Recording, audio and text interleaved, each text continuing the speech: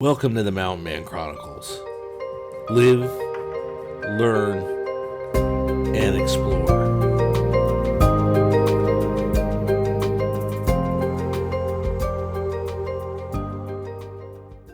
Thanks for joining. As the title said, this is going to be about how you meet new people when you're either new to an area, you're brand new to overlanding, four-wheeling, and you just want to find somebody to go with. If you have a unique situation, or just want to go out and explore with some interesting people. So we have a unique perspective on this because, as you may know, if you've watched other videos, is we moved from California, the Sierra Nevadas, to South Dakota, a little town in the middle of South Dakota. So we have a unique perspective on this. We had to leave some friends behind, friends that I've been overlanding, off-roading for a long time.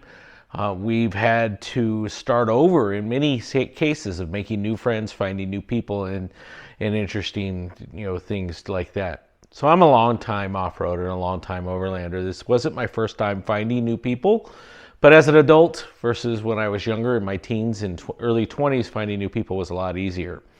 So in doing that, I'm going to take you through kind of my journey, and I break it out into kind of three different sections. So the first one is how you go about finding new people and finding people that you have commonality with. And how do you open yourself up to a little bit of vulnerability in finding those people? The second one is, what do you do when you first meet them? That's kind of the mid part. And the last point is what it was like to go out on our first trip with everybody. I hope you liked this video. And please, what I'd love to see in the comments is what you've done to find new people if you have, or if you're looking for new people, and perhaps I could steer you in some directions that I learned and take you through some of the things that I have. But I'd love to hear from your thoughts in the comments and appreciate any feedback that you can give me. Thanks. Hope you enjoy the video. So the first step in finding new people is to really set up your criteria. And anytime I've set up my criteria, I kind of build a foundation.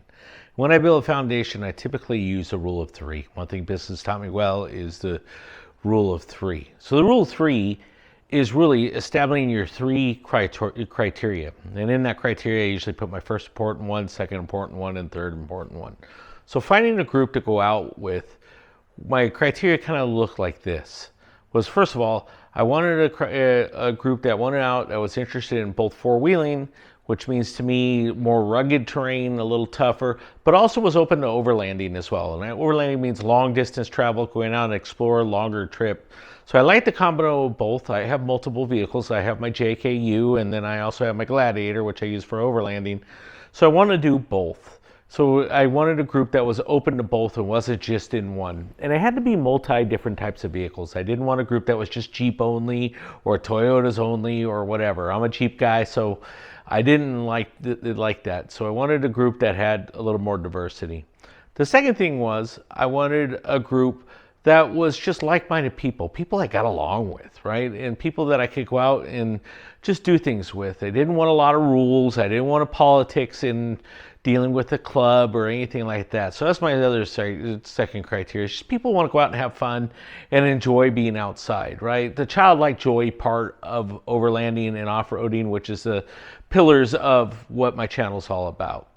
The last part was I wanted a group of people that were just open to just exploration and that had families and it had a diversity in the group. I'm not a biased person in any way. I like kids. In fact, when I started out as a young lad, I had an uncle that took me under his wing, and you talked to him about him in the last video with the Uncle Phil coffee.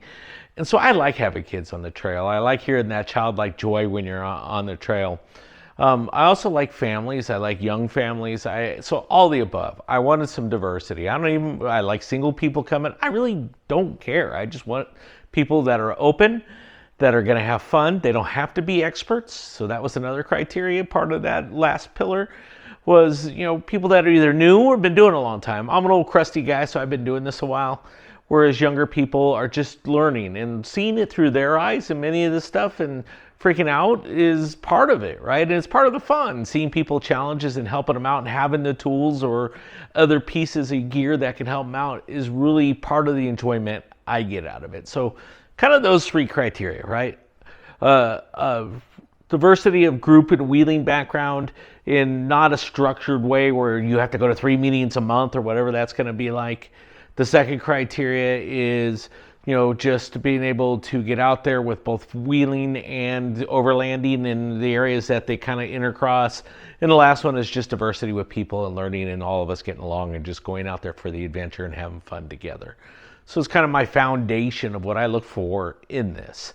And so that's kind of my criterion framework. So what I would encourage you to do is when you go out and do this, is put together your framework, right? I had somebody reach out to me that had some unique things with their family that they were looking for people. And I'm like, hey, put together your criteria, go out and look at different areas and find them. And that's the next part of the video that we're going to talk about is how do you go about searching for this? And I'll share both my thoughts and my experience from doing this. So now that I've taken you through kind of how I went about creating my criteria, the next thing I'm going to talk to you about is how do you find a group? How do you go about doing this? And I'm going out for a walk because I didn't want to just sit in my garage and talk to y'all. So finding a group is a little more unique, right? I went through several different stages of doing this, went through lots of different criteria of finding a group. And to me, what finding a group was all about was trying these three things. First, I came and I'm like, all right, I'm new to the area. Let's search in Facebook. Let's go around Facebook and go see what's out there. So I belong to a bunch of different groups in Facebook. So, and being new to South Dakota was unique because, I was just finding groups here, right? So I joined a whole bunch of groups, started talking to people, but it didn't seem like a lot of people were going out. It didn't seem like a lot of people in the Facebook groups. There were either people that were going out and they had their own niche, or they were just groups of people that were just sit there to talk about going out that really never did. So it was kind of different that way, I guess, to say, in looking at it. So that didn't work very well for me at first. Then the second piece of it was, all right, so let's go find out if there's any Jeep clubs. Back in California, I used to be part of a Jeep club, and I started a Jeep club. I even was president of the Jeep club for a while, hence my reason for no politics, that I don't like them. So I went out and visited a bunch of Jeep clubs and really saw what they were like. And, one group was all Jeep only. So that broke one of my criteria, right? I like diversity of rigs. The other one had just so many politics. You could just feel it when my wife and I met. How many meets are you going to be able to make a year? How many runs are you going to go on? I'm like, okay, that's not what I'm looking for. And then, you had to go all the way to Sioux Falls to go to meetings. It was just a long way away, right? So I'm just like, all right, don't really want to join that. And the last thing I tried was I just went out and started looking around in forums, joined Overland Bound, started reaching out to people directly there. Everybody's like, all right, who's this strange guy from California? Don't bring your stuff to South Dakota. Can't tell you how many times I've heard that over time. So it was like, all right, it's getting blocked every way. Then on Overland Bound, I just started participating in different groups, and I saw what they call rally points. Saw a rally point for Rapid City. It was sponsored by Iron Horse Overland, which is another page, great page here, the link in their thing below. Shout out to them, they're a great group of people. He's like, why hasn't anybody done any runs? South Dakota's beautiful. And you know what? He's right, South Dakota is very beautiful, and there's a lot of places to go out here. So we started exploring around, and he said, I'm gonna host a rally point, and we'll see who attends, right? So I'm like, all right, well, I'm gonna go. Although it was in Rapid City, which is a long way, 3 hours from my house, I'm like, I want to meet other people that are like, well, at first a whole bunch of people were interested, then everybody backed out, but there was two people that went. Taylor, a gentleman named Taylor, and myself. We hit it off right away when we met. You'll see a picture here that I'll put down in the link below, which links to my website, that has me out on the out just meeting them and meeting the people from Iron Horse Overland. Met Taylor. We went and had lunch. It was just fun. We instantly hit it off. I felt like I was with family, really did. So we're like, the people from Iron Horse said, hey, why don't you guys sponsor, even if it's a day run, just go out for a day, go to the Black Hills, go explore. Well, me being new, I'm like, I don't know where to go. And Taylor's like, you know what, you set it up, I'll lead it. And Taylor did. He led a day trip, which we need to do again, to South Dakota. And we went out, we had fun. It was a blast. It ended up like 4 other people came, and you know what? All 4 people we got along with. Well, fortune would have it, I don't believe fortune comes to those who don't try to get it. You know, glory comes to those who reach out for it. And I'm a firm believer in that, and that's a Paulism, by the way.